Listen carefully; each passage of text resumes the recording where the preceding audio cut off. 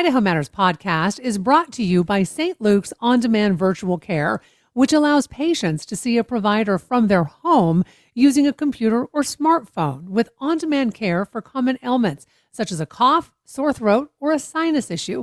More information at stlukesonline.org.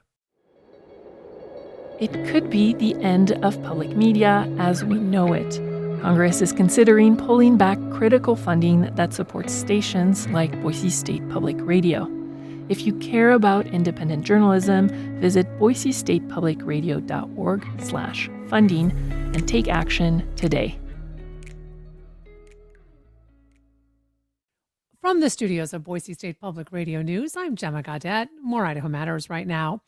For 65 years, the Ada County Medical Society has been bringing doctors and medical professionals together to build a stronger community. And every year, their group honors those who have contributed significantly to the local medical community. In fact, Idaho Matters was honored to receive a Friend of Medicine Award. Now, we continue our coverage of the local medical community by highlighting fellow 2025 Physicians of the Year award recipients.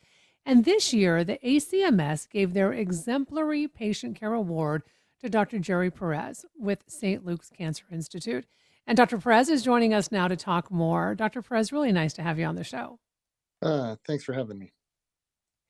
So I'm very curious. What was it that made you decide, I want to be a doctor, I want to put all this schooling in and make this my career and in a lot of ways a calling? Yeah, it's kind of a convoluted story, but it started actually when I was really young. My family has this weird congenital lattice degeneration of the retina. So my dad was blind. A couple of my uncles lost their vision. My aunt lost their vision. So I always thought I was going to be an ophthalmologist. And then when I was an undergrad, I got involved and kind of started an ambulance service at my college. After there was a little trauma on campus, and then that kind of became successful. So I thought I was going to be an ER doc, and then went to med school, and then so I saved my ER rotation for my last rotation because I was like, oh, I already know what I'm doing with the rest of my life. I'm going to be an ER doc, and then I did my ER rotation, and actually didn't enjoy it as much as I enjoyed being riding ambulances. So then I was like, oh boy, what am I going to do? And then it was, do I become an internist? Do I become a surgeon? And because I really liked both, and OB was kind of had a little bit of each. And then once I went into OB, I just fell in love with oncology, both the surgery of it, the academics of it. Yeah, so that's a weird way to get from ophthalmology to GYN oncology. In particular, the oncology part, can you talk a little bit about what you do? Because, I think you're probably seeing women in some of the most stressful times of their lives, right? Right. Yeah. The oncology part. So our practice is well over 90% strictly cancer patients. So we take care of primarily endometrial, ovarian, cervical, and the rare occasion in vaginal and vulvar cancers. And we do both the surgical intervention part of it, so we'll actually perform the surgery, and then the adjuvant treatment. So if they need chemotherapy after that, we would administer that. If they're local, if they live far away, then we'll have their local medical oncologist do the chemotherapy part of it. And then we follow them throughout the course of the disease. The underlying principle of our specialty is one woman, one disease, one doctor. So we kind of take them from diagnosis all the way through hopefully cure, and if not, to the terminal events of their life. And we hopefully we do a nice job, and we're a good resource for them and get them through this. But yeah, it's a great job. I think a part of it that I like is part of it that we keep in contact with our patients for a minimum of 5 years, and we get to know them, we get to know their family, more than just the biology. It's the social interaction and everything else. And if it doesn't work out, and things go south, that we can help them with the emotional component of that, and especially the fear component, get rid of the fear. So yeah, I love my job. So how much has what you do in oncology with the cancers that you deal with changed and evolved since you went Uh, into this field?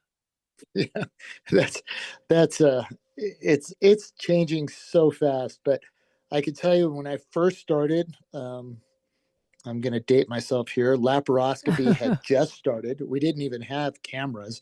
You would literally Oh. put a tube in the abdomen and put your face down to the end of the tube and look inside the belly. Now we're doing, 80% of my surgeries are all done robotically. So what used to be 10 days in the hospital now goes home the same day.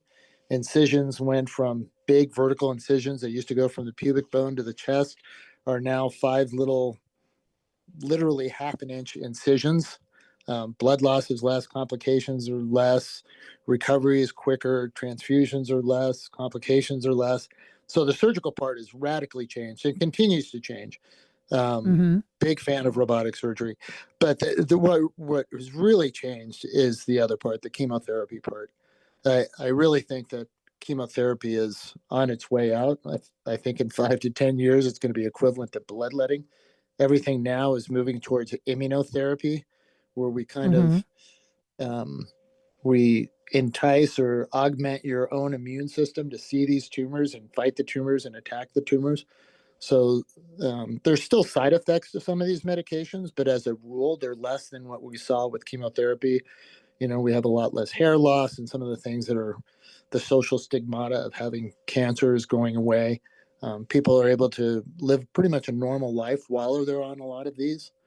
The downside is they're incredibly expensive, so Yeah. that's one downside of it. But some of the results we're getting are just spectacular. It's exciting because I don't know what the data is for this year, but 2 years ago, the FDA approved more cancer drugs in that year than they had in the 10 previous years combined. Wow. And we just went to our national conference, and right now there's over 200 new chemotherapies and immunomodulators and biologics that are in active study. So I usually tell my patients it's, you never want to get cancer, but at least you picked a good time to get cancer. And yeah, it's really amazing. And I always tell them, I may not be able to cure you with this, but my job is just to keep kicking the can down the road. And maybe in Mhm. 6 months or a year or 2 years or 3 years, we have something else that will work even better. So, and that's kind of playing out. Survival rates have definitely, for most cancers, has dramatically gone up. There's still a couple that are tough, but almost Uh-huh. all the other cancers, survival rates have markedly improved. When you said, that chemotherapy may become obsolete, it reminded me of I have a friend who went through breast cancer treatment somewhere between 8, 10 years ago. She did not go down the chemotherapy route. And I remember when she told me this, and I thought, what are you doing? What do you mean you're not doing that? And she was like, well, it's really not the standard of care anymore for the type of cancer that I have. And Yeah. she has been in remission all of these years. And so, Dr. Perez, I bring that up because I think a lot of people listening to this are going to be stunned by what you said in regards to chemotherapy. But I mean, are you even surprised by that, having been in this field for so long? Oh, yeah. I'm surprised daily. I mean, it's, drugs like Keytruda and some of these other ones where I've had several patients where I thought their life expectancy was down to, in one case, down to weeks. And, Hmm. that was probably, we tried Keytruda. This was right when it was first coming out.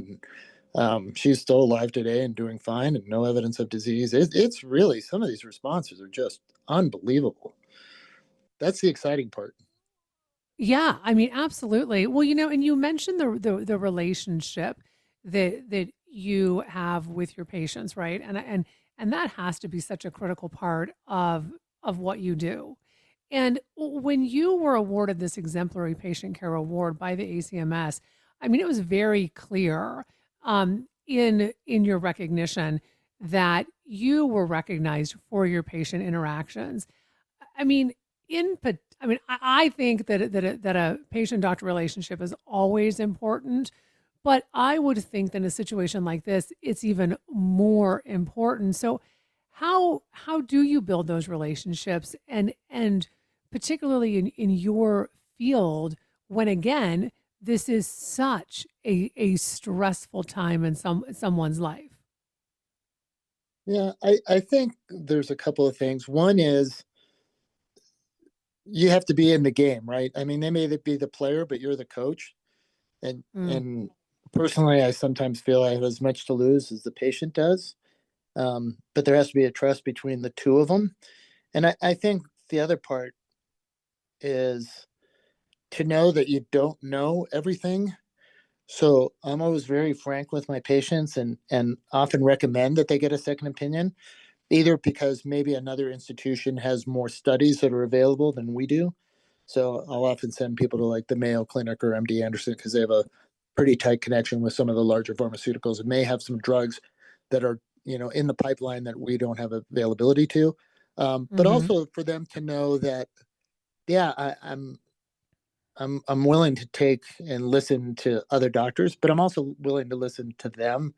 Unfortunately and fortunately, the internet is great and disastrous at the same time.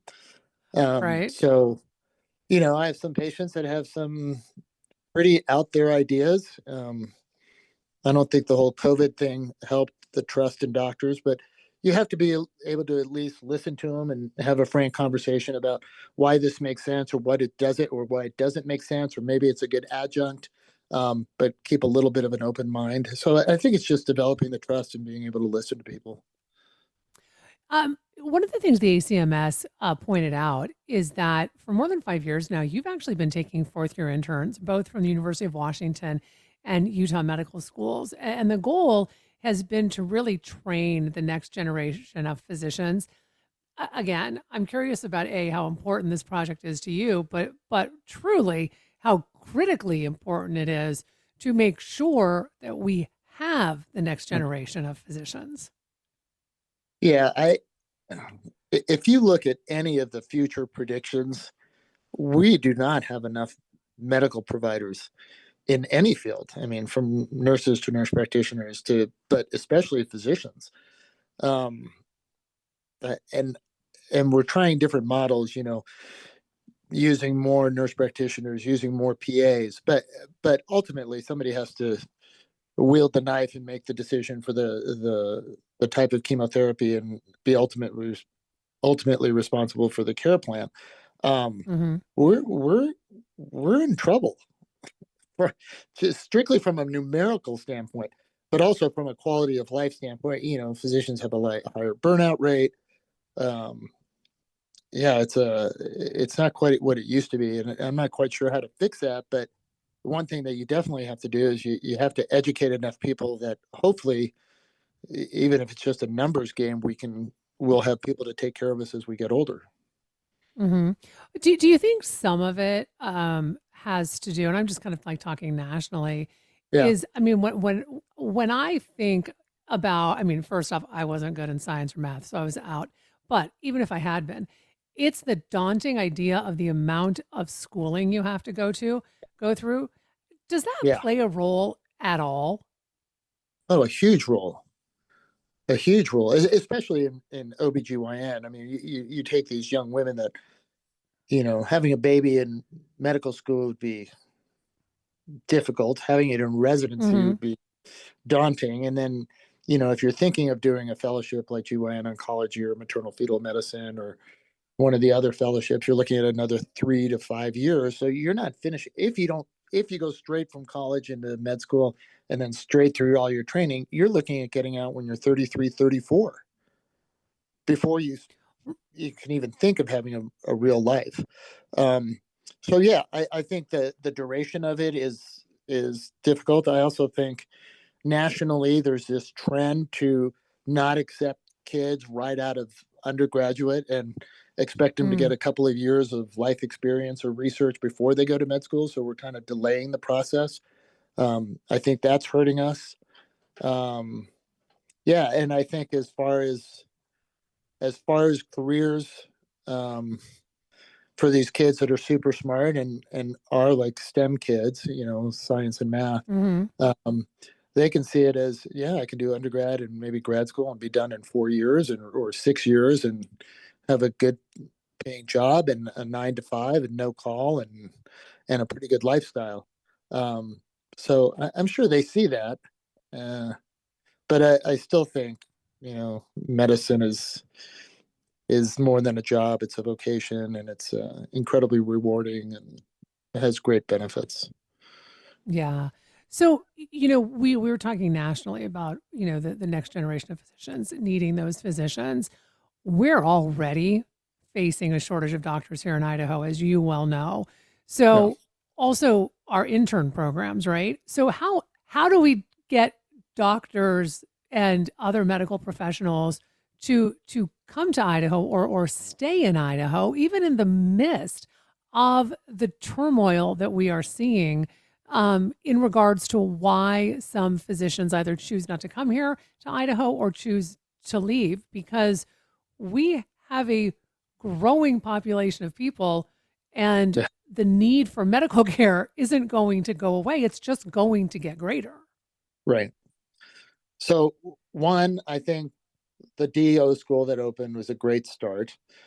Just to because if they train here, they know the local physicians. It's easier for them to see exactly what they're getting into and the specialties that they want to see and the area, right? So I think that's a good draw. Two, um, part of it is not the hospital administrator, but the state legislation has to. This is a subject I probably shouldn't be broaching, but some of these trigger laws need to be fixed so that it provides a certain amount of protection to the healthcare providers that are providing care. And, and we need to, I know that the Idaho Board of OBGYN was trying to start with baby steps. And one of the first baby steps was kind of differentiating medical necessity, abortions or terminations, as opposed to therapeutic, where it's just kind of a choice, and at least Hmm. divide that apart and protect physicians and the healthcare providers in that one arm where they're really trying to just save a patient's life. But that has to be cleaned up, and it has to be made very clear, and it has to be made clear on a national level, because our reputation now is, why are you going to spend 33 years of, education, training, and everything else, and then possibly end up facing liability or criminal charges? I mean, no one in their right mind is going to come to that state. Mm-hmm.